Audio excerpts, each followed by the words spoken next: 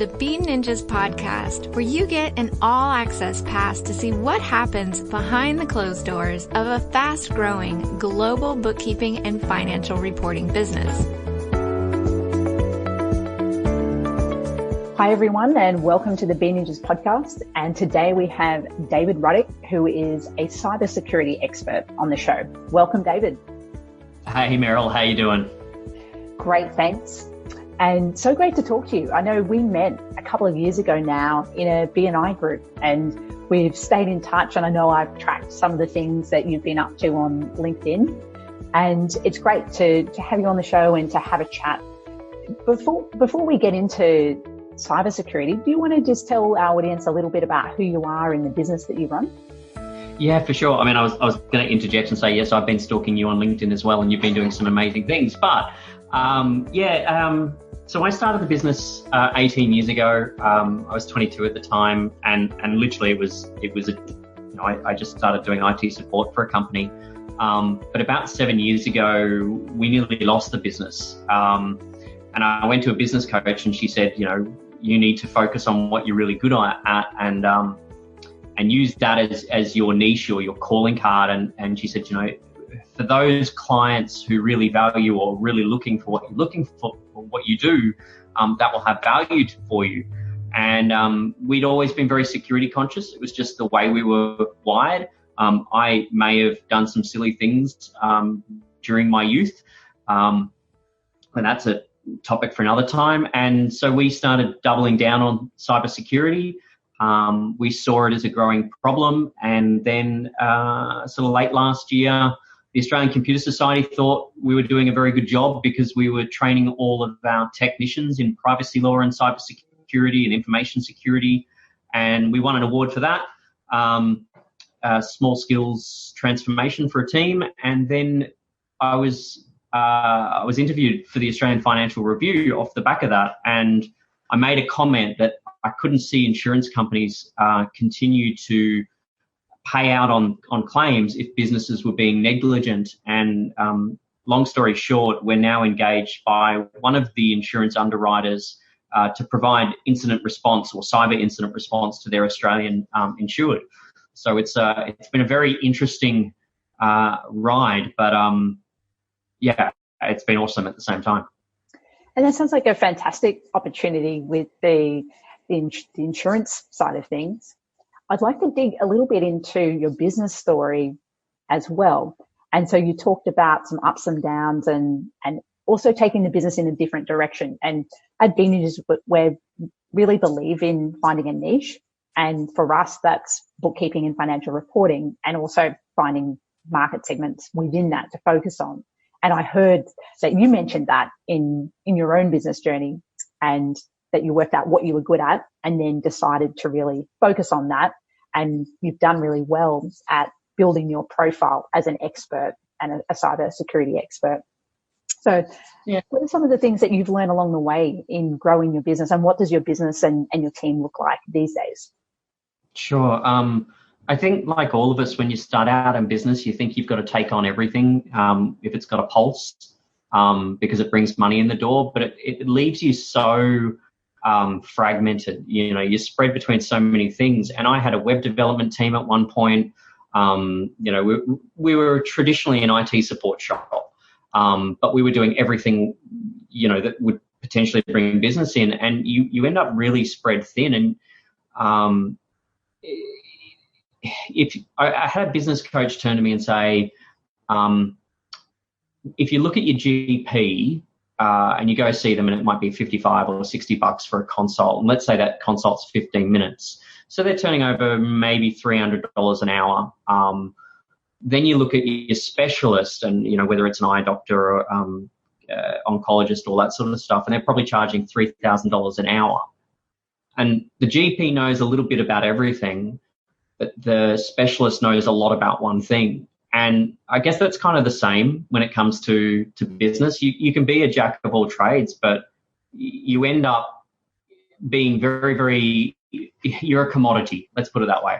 Whereas if you focus down on something and really master it, then the people who value that skill that you have will seek you out and will be prepared to pay, a premium for that, because you are I don't like the word expert, I like evangelist, but because there's much more intelligent people than me out there. But you know it well enough that you can really do some good. I've now we went up to 12 staff at one stage before we nearly lost the business. We then rebuilt it with 3. We're back to 7. And I now have an IT services arm, which is the traditional thing we always did. And we've built out a cyber incident response / digital forensics team as well, which has been really cool because it's a new challenge. And I think our past understanding of small business technology has really helped us understand the incident response / forensics side of it, because the bigger firms like KPMG and that, they're not used to dealing with, the small to medium business market like we are. Yeah, and I think that's a really nice lead into the cybersecurity conversation. But the first question that I wanted to ask you is, can you give us some examples of where you've seen things go wrong for businesses? So whether they've had some kind of threat, they've had data loss issues, and is there anything that they could have done to prevent this as well? Yeah, for sure. Look, there's a couple of categories that we're seeing at the moment as the main outcomes, I guess you'd call it, of a cyber attack. The main reason that people are actually calling on their policy. The biggest one is phishing emails that go around that trick someone into entering in their email credentials. And we're seeing a large amount of what's called business email compromise, or BEC. And basically what it is someone in your staff either falls for a phishing attack and enters in their email credentials, or they're reusing their password on multiple sites, and one of the sites that they use gets hacked and their password gets exposed. And as a byproduct, the intruder gains access to the mailbox and will typically sit in that mailbox for about 3 months. They'll look for invoices and payment information, and they're trying to work out who the players are in the business, who's responsible for authorizing payments, who's responsible for making payments.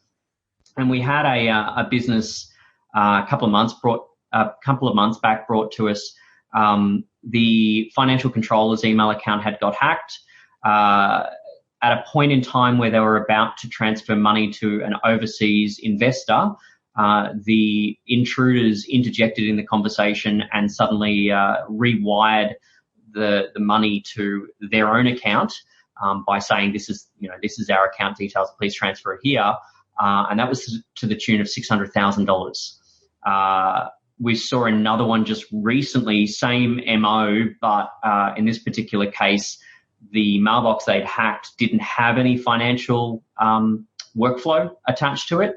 And so they then used that mailbox to then send another phishing campaign to everyone who was a regular contact of that mailbox. And you might think, well, that's a bit silly, but when we send emails to each other, there's a level of trust implied with someone's name. So if you're getting it from someone you normally would trust, there's a higher chance you'll open it.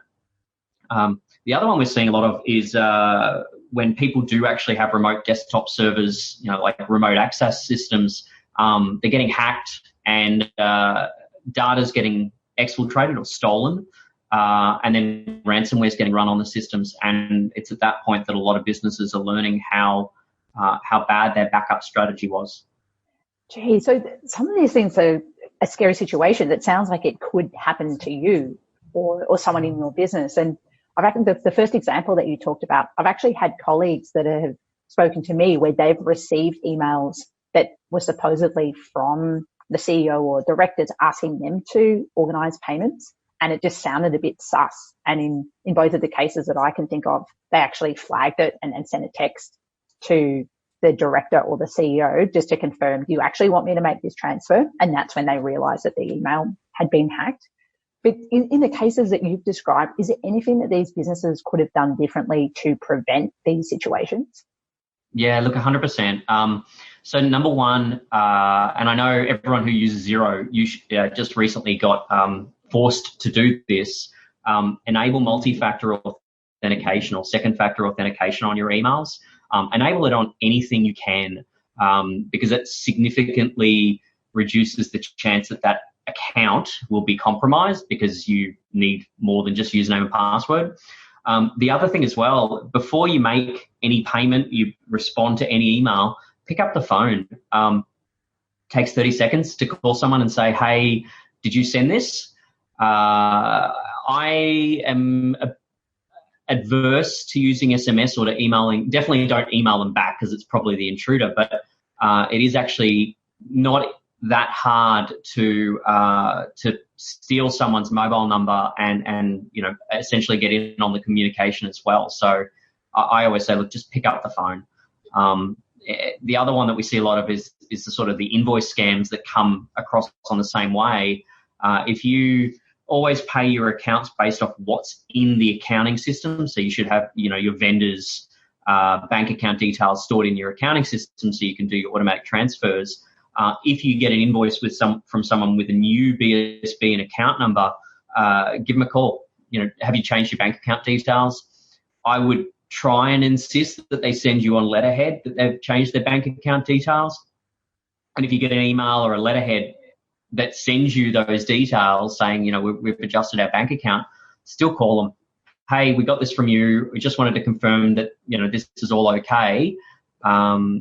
Because what we're seeing, I guess what people don't understand is the people who are doing these things, it's organized crime. 80% of it comes from organized crime. And you've got to think of a business, even what you're doing, Meryl, and you and the team have really focused in on what you're doing. You've got a team of people who are doing audio editing for you, and you've got a team of people who are doing marketing, and you've got a team of people who are doing book work. These guys are compartmentalized. They've got teams of people who specialize in various aspects of cybercrime. They're very, very good, and they're constantly refining their method so that they can try and trick more people into doing it. So we need to be more vigilant and not as lazy, because that's how they're tricking us occasionally. And yeah, like I said, just pick up the phone and call someone and say, hey, I got this from you. Is it legit? So you've made a couple of great points there, and a couple of things that I'm hearing are that you're not just dealing with one person. These are organized professionals that are trying to take information and not do the right thing with it. And then the other was really to pick up the phone and have those conversations and double check. And in terms of business owners who have a team of staff, are there any advice that was there any advice that you have for the business owner around educating their team with things that they could be doing to protect their own data and the business data? Yeah, I mean, the challenge is twofold. One, there is a stigmata that if you put your hand up and say, hey, I think I've clicked on something, or I may have done something that has caused problems, that I'm going to get into a lot of problems. Someone's going to get upset with me. We've got to break that because you want your staff to quickly come to you and say, hey, look, I think I've clicked on something, so that you can take action if necessary. And so that's the first thing, is to create a culture where it's acceptable to say, hey, I think I've been scammed. The second one is getting staff on board with the fact that they are the defenders of your business information and your customer information. And if the business does enforce some sort of security policies, it's not because we're trying to be totalitarian and disadvantage staff from sitting on Facebook or whatever the hell it is. But it's really to try and strengthen the security posture of the business. But likewise, if you make the task of doing someone's job more difficult, they'll find a way to work around it. So you can't implement security controls that really are, slowing the workflow of the business down. But also vet your staff, vet your vendors. All of our staff have police background checks annually. We say to them that we'll do drug checks and all these other things as well. But your vendors, I just read an article, US CERT, Cyber Emergency Response Team, has notified people in America that their managed service providers, so people like myself who provide IT services or manage other people's IT systems, are now a major target. So if you're not vetting the companies you use who may have access to your systems, you're probably also setting yourself up for a potential attack. That's a great point too. That's actually something we talk about with bookkeeping clients. If they're choosing between using a freelancer on Upwork or using a company like BNinjas, we actually talk about that and the security measures that bigger businesses, I mean, we're still a tiny business, but that a business with a number of staff, the controls that they can have in place and the background checks and security. And so I think you've made a great point around looking at your vendors too and actually thinking that they might actually be a way into your business. Oh, 100%. But you can be a small business. Doesn't matter how big or small you are. As I was talking to you about it just before the pod, we started recording, we did a security assessment for a law firm who is totally cloud-based. They have no staff. They have no offices. They have about 20 staff in Australia, about the same amount of staff in the Philippines, about half a dozen in India, and et cetera, et cetera. And they asked us to do a security assessment. And I thought the biggest problem was going to be their staff in the Philippines, in India. And I learned, as I'm sure a lot of your listeners and yourself know, that a lot of the facilities that you use over there are biometrically secure. They have cameras on everything. Computers are locked down. And so the risk profile that we created for them was minimal when they're working at the facility. But it was actually when the offshore staff are home and they access the system, or the Australian staff who are just accessing it from any laptop, that we started to actually get quite worried. And so coming back to your point, if you could have a business with 50 staff who just don't care about security, and you could have a business with 5 staff who have made, the trust is so important to them that they've invested in the right things, and that doesn't have to be expensive.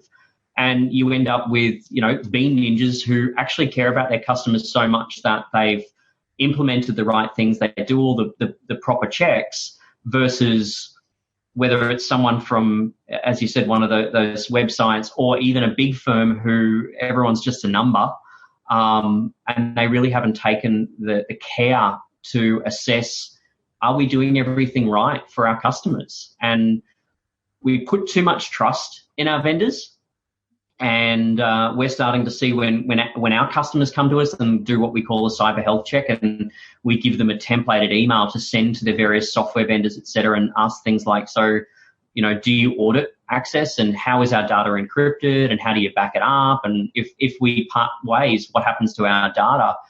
And the answers they're getting back, if they get answers, is sometimes quite alarming. Mm. And do you have any specific tips for cloud-based businesses? You mentioned the law firm, and I think a lot of our listeners are running cloud-based businesses where they might not have a server and one particular office.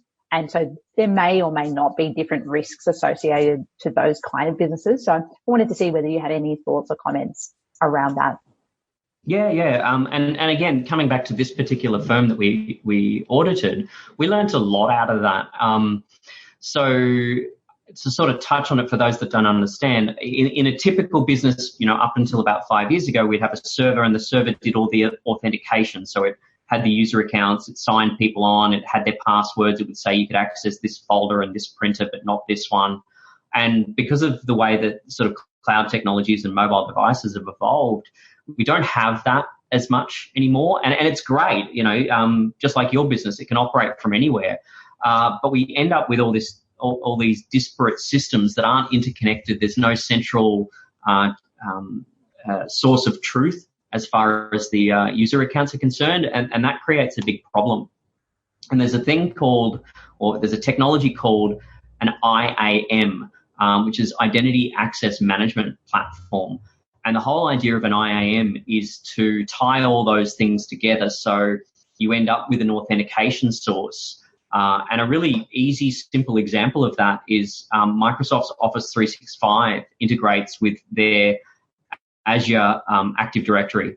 And with it, you can actually have, if you're a PC person, I think you're a Mac person from memory, but you can have their Windows 10 computer will authenticate with a cloud source. And once it's authenticated with that cloud source, it will sign them into Office 365, and then you can have it sign them into Xero, and you can have it sign them into NetDocs or whatever the other platforms are, so that everything's controlled. You have a new staff member come along, depending on the technology, you can create the account and it will provision the services for them that they need. You cancel a staff member because they leave, or you terminate them, and it can automatically lock all them down too. So, the IAM is kind of the future of, I guess, interconnected platforms. And it'd be something that, depending on the size of the business and how many systems they use and how many staff they have, I would strongly recommend looking into. Yeah, that's a great tip. And I hadn't actually heard of an IAM before. So that's something after the podcast I'm going to sit down and do some research on. Nice. So next up, I've got just a list of different things that I wanted to ask you questions on. So we'll do this as just a small number of topics, sort of rapid fire. So there's about 5 to 10 of them. So I just wanted to get your thoughts on, first of all, passwords, and if you have any tips around creating passwords, storing passwords, apps, anything related to passwords. Sure. Use a password manager. I love LastPass, LastPass. I believe they came up with that name because it's the last password you'll ever need to remember. But there are others, Dashlane, 1Password, etc. You need 12 to 14 digits at least for passwords. They need to be complex, and you need to not use the same password on every website you use. And unfortunately, it's no longer really advisable to use a pattern for passwords, because if there's enough data breaches, they can discern your pattern by looking at the data from various systems that got hacked. And also sign up to Have I Been Pwned, which is HAVEIPWNED.com. I think I missed a bean in there, but anyway, if you go there, it's a free service. You enter your email address, and it will notify you if your email address is turned up in a data breach, so that you can go and change the account. Great. We'll add a link to that in the show notes as well, so you can go and check. And I think I've actually used that website previously, and I think it was LinkedIn. It was one of the major websites that had a breach years ago, and I think an old email address of mine came up, which was a really good reminder for me to actually go and change passwords to something that was more secure. So the next one on the list is laptop or desktop security. Any tips around that? Like I said, for Windows-based devices, if you haven't got a server, have a look into Azure AD Premium. If you're Mac-based, there are other technologies as well. There's also Okta, OKTA, and OneLogin that do all those sort of things. If you're storing any sort of personally identifiable information, anything from tax file numbers, date of births, Medicare details, PAYG details, all that sort of stuff, most modern operating systems, OS X, Mac, and Windows, have built-in full disk encryption. And I would enable that and make sure you've got a password on your computer.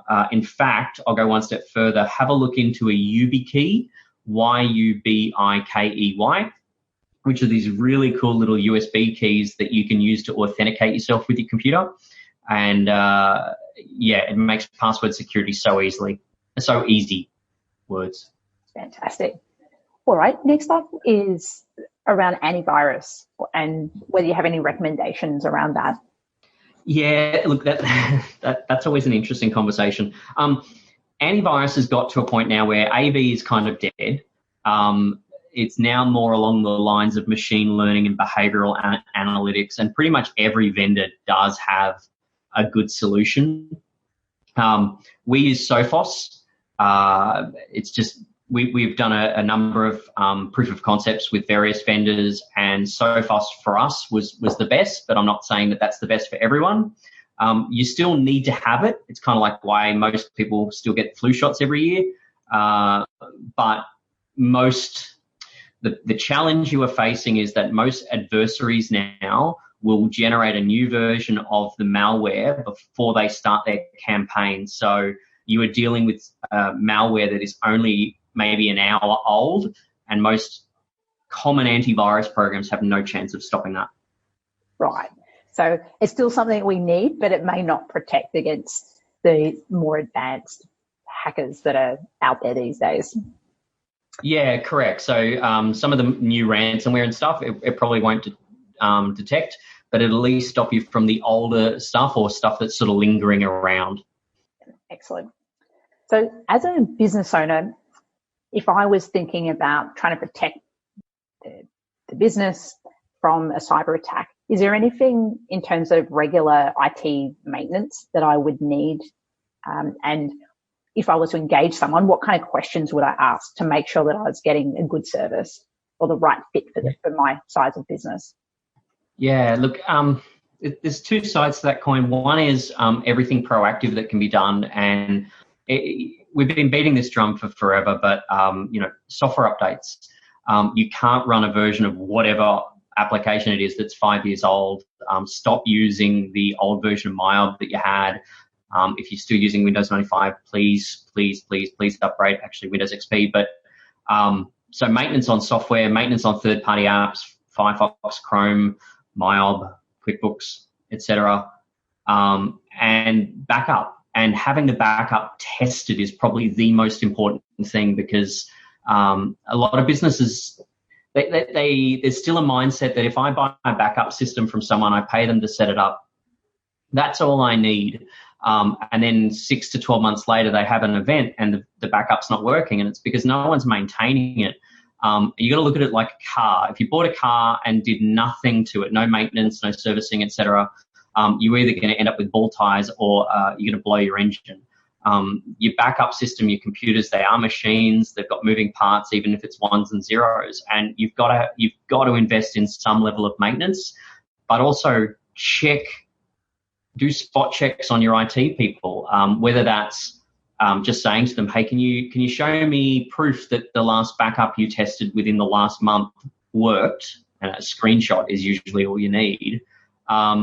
Or bring in someone independently once a year or every couple of years just to do a paid independent assessment, not because you want to kick them out, but just because you want to do your due diligence. And I use this quite a lot, but when you have a problem, when you actually have a cyber attack, are your customers going to blame you or the IT guy? Yeah, that is such a great point. And ultimately, everything's on you as the business owner. And I like the analogy you made around having a car as well. And you wouldn't just buy it and not do any maintenance for 10 years and expect it to run smoothly. So it sounds like it's something that you need to stay on top of. And yeah. And what's related to backups and data recovery plans, what are your thoughts on that when it comes to cloud businesses? Because some people might argue, well, it's already in the cloud, it's secure. Do I need an extra backup? What are your thoughts on that? So the cloud isn't automatically a backup system, and that's another thing. Even though you've shifted responsibility of certain aspects, so you no longer have to have a server, you no longer have to update the software with these SaaS software as a service sort of cloud platforms, they will be doing their own backup, and I would definitely recommend going to the page that tells you how they protect your data, how they back it up, what their disaster recovery plan is, what their security is, etc., and understanding it as much as you can to make sure that they're doing the right thing by you. But again, what happens if suddenly that business goes bankrupt? So maybe once a month, let's talk Xero. Xero's got, last time I checked, a really good backup strategy that they talk about. But if Xero did go under for whatever reason, or Xero got breached for whatever reason, and suddenly you don't have access to your accounts, what would you do? And you need to have strategies in place for business continuity for everything that you do, even down to businesses that run in bricks and mortar. You know, where are you going to set up shop again? So you need to go through things like your CRM, your zero accounting, whatever it is, and maybe once a month print off reports, etc., that would at least give you the ability to continue operations, even if it was hobbling, in a new piece of software, a new location.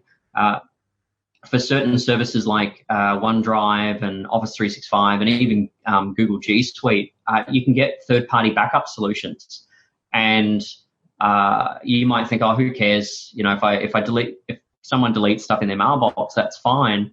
But we've got legal clients who, you know, before a staff member is going to leave, they delete everything in their mailbox and then they go on and do whatever. And what happens if somewhere down the track, someone calls you up and says, your guy said this, and you've got nothing to prove it. If you're backing up that mailbox or OneDrive or whatever it is, you can at least restore it irrespective of what that employee does. So, yeah, in summary, the cloud is not a backup. Find out how you can implement, whether it's manual or a technological backup solution, so that if the worst happens, you've got a business continuity strategy. Yeah, you've made some great points there. And I think business continuity planning is important, and maybe not something that businesses in their first or second year would be thinking about. But I think they are. Sometimes we're in those early years of business, we're busy thinking about sales and growth and not necessarily about business risks. But I think even if you can do that on a small scale, to think about what are the key risks and how would you continue operating and have some kind of plan in place for that, then your business has a much greater chance of surviving long term. So 100%.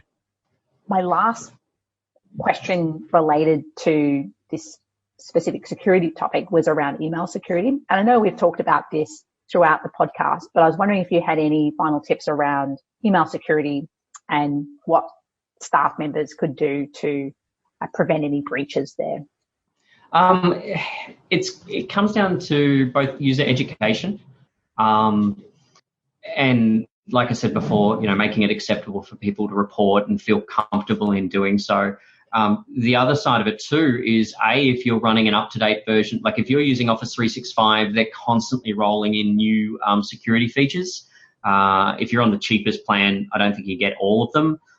So sometimes you've got to pony up and pay a little bit more, and get a good email filter as well that, you know, it doesn't just filter spam. It also looks at, you know, the URLs that are in the email and the attachments that are in the email, and tries to, they explode it in a sandbox to see whether or not it's malicious.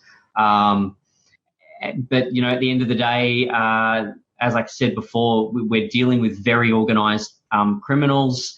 They are very, very intelligent. Their tradecraft gets better and better. And at some point in time, we are all very, very busy. Things are going off all around us. And all it takes is you know, getting the wrong thing at the right time. You click on it and you're done. So you can only take so many measures to prevent against it.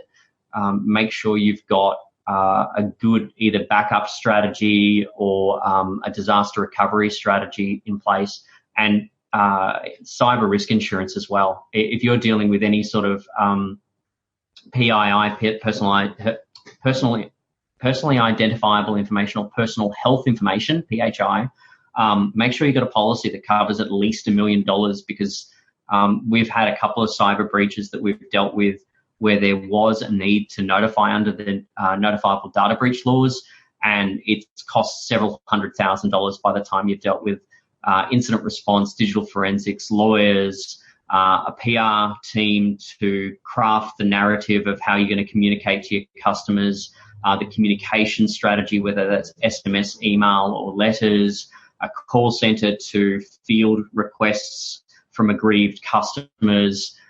You know, the list goes on when you start to think about it. And I used to think cyber risk insurance was a bit of a cop-out, and I couldn't see the reason for it. And the more that we do in the cyber insurance side of things, the more I see the value in having a good cyber policy. Yeah. Well, David, thank you so much for coming on the podcast. I think you've shared a wealth of information, and I know I've certainly got some things to go away and think about after this episode, and I feel like our audience will too. Did you have any parting words or final tips that you wanted to share with everyone? Look, I know you'll put them in the show notes, but as I said before, multi-factor on everything you can turn on. Long, complex passwords, use a password manager. Make sure you've got a good backup. Make sure it's checked regularly, and get yourself some cyber insurance. Yeah. Fantastic. Well, thanks again for coming on the show, and let's not leave it 2 years until next time we chat. Well, you're on the Gold Coast, so we should probably catch up for a coffee at some stage. So there you go. Absolutely. You're on. Cool, mate.